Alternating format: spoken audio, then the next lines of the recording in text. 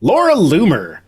In this is the least self-aware post I've ever seen on this app, and that's saying a lot. Seeing all of the white liberal women behind Graham Platner tonight during his speech makes me wonder if white liberal women fantasize about being abused by men. They must.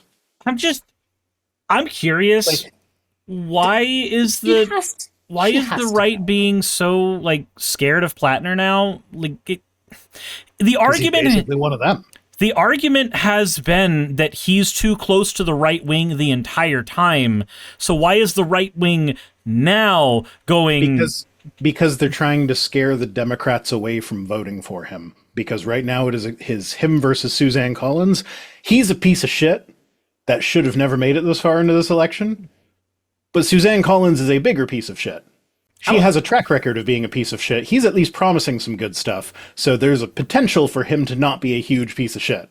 I am almost certain he's going to Fetterman it. His whole narrative has been... I don't know if he's going to be a Fetterman, because his whole narrative at this point, his whole story is basically, I was a piece of shit and I'm going through reform. Like, that's his story in a nutshell right now. I'm okay with that, but like, fucking reform before you run, motherfucker.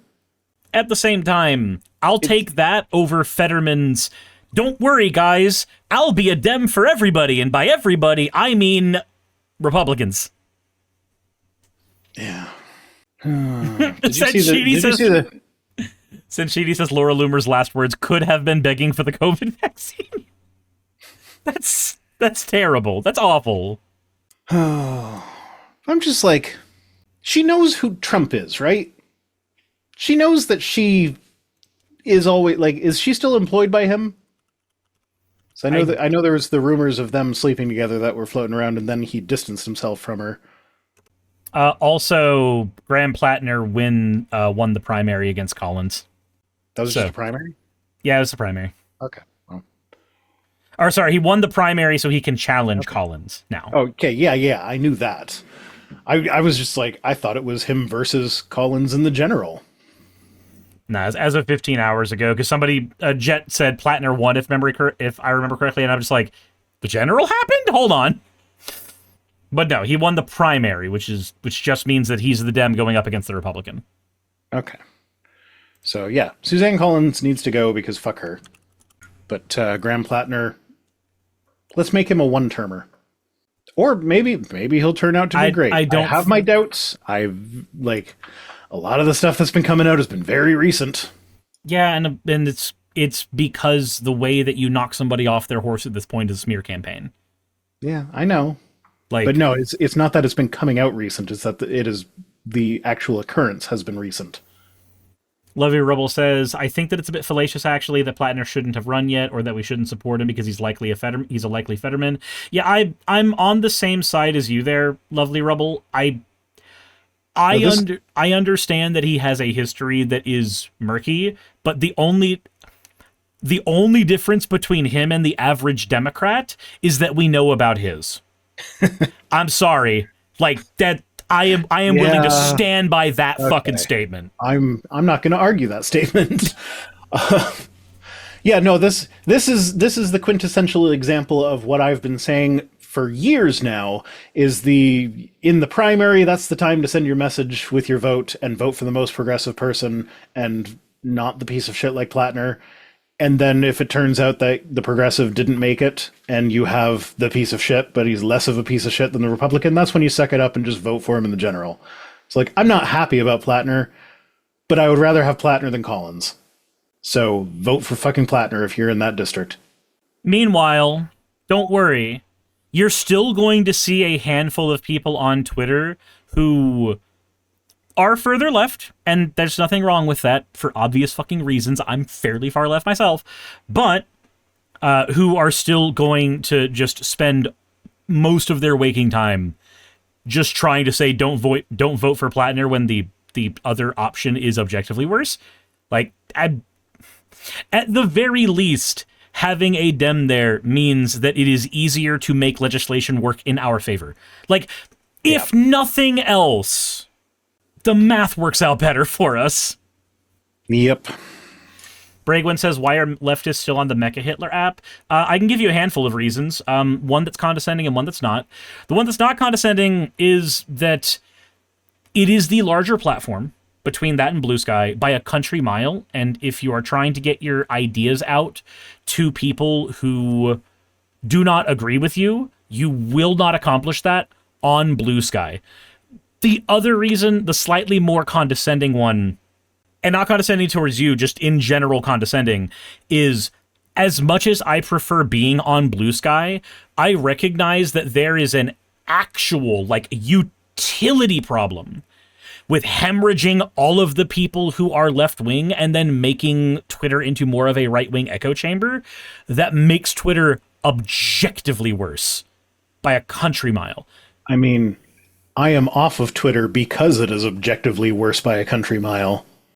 And I made the decision when I switched over to Blue Sky, I made the decision to post less and just not be on it as much at all.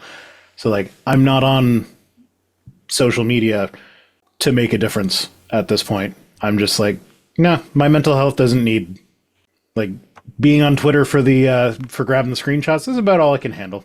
It's like, nope, I don't need to be reading this all day, every day. I pop on Twitter when I'm about to start work to make sure that there's nothing that I haven't missed in terms of news stuff that I want to cover. I personally don't use it or Blue Sky all that much now. But just in terms of how raw math works out, when everybody there's another part to this that is just a personal problem. Axo in my chat has described Blue Sky as a hug box, and I actually kind of agree with that. You get two types of situations on Blue Sky. You either get the hug box or you get woke scolds, and I hate both of those. Both of those things make me unreasonably angry.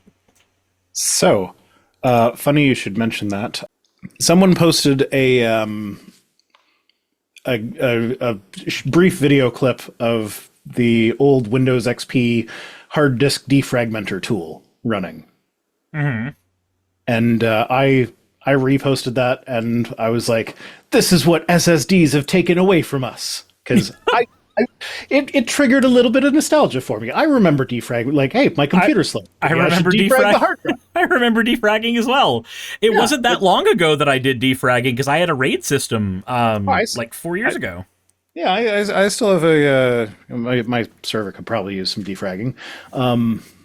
But it triggered a little bit of pleasant nostalgia for me, so I retweeted it. Like, SSDs took this away from us, and then two people got into it in the replies about, like, someone thought I was being serious, I guess, and was just like, oh, but yeah, like you would hold us all up technologically just so you can enjoy your stupid, boring thing that's not even that interesting anyway. And I'm so happy that you like pancakes, but the fact that I like waffles does not mean I hate pancakes. But then someone else started arguing with them about it, like in my defense, I guess. And it just kept going and going. Eventually, I popped back in. And I'm like, you guys are taking a silly little post about me being nostalgic way too seriously. Like, go touch some grass. So, yeah. That was my little Blue Sky. That was my Blue Sky experience, and that is the one that I seem to be seeing people posting about. Like, because there's the meta posts about, like, this is what it is like on Blue Sky. They post on Blue Sky, and that seems to be the one that I see the most of, is people talking about how, like, yeah, I know I posted a silly little thing and somebody took it way too seriously. I will say that also happened on Twitter. Oh yeah, it did. It happened on Twitter, but I think it happened less on Twitter. I don't know that it happened less. I think Twitter just has so much noise that you didn't notice it as much. That's probably what it is. So, like, because there's just less overall activity, you're more likely to notice those things than otherwise. Axis says the internet in general is just better when you use the block button liberally. True. I used to be the, like, I can't let other people have these victories over me, so I wouldn't ever use the block button. I would try to just, like, mute everything. And now I'm just like, nope, I don't have to give a shit. It's just Twitter. I don't fucking care. You're the old guy being the substitute teacher in The Simpsons with up at the front being like, that's a blocking. That's a blocking. That's a paddling. Yeah, no, I had a similar feeling when we sold our house and moved. It's like there were numerous reasons why we did it, but the shitty neighbors were definitely a contributing factor. And there was a part of me that was like, but this means they win. But then I'm like, but I'm over here now where my kids have friends that live next door. And we have, like, my next door neighbor is helping me build my studio in my garage. That's going to be done somewhat soon, I think, assuming I can find all the stuff that I need. The idea of working in my garage with my neighbor was unthinkable a year and a half ago. It's like, that was the neighbor that anytime we interacted with him, it ended up in one of us calling the cops on the other one. It was usually him calling the cops, and then the cops would arrive and be like, stop being ridiculous, man. And they'd tell him to. But yeah. So I have a better life now. I don't care if he considers it a win for him. It's a win for me. Although I do drive past the house every now and then, and the people who moved in still have their garbage in the spot that he hated us having it in. That's amazing. So I consider that a win. Hey, you made it to the end. I want to give an extra thanks to the patrons who allow me to do this full time.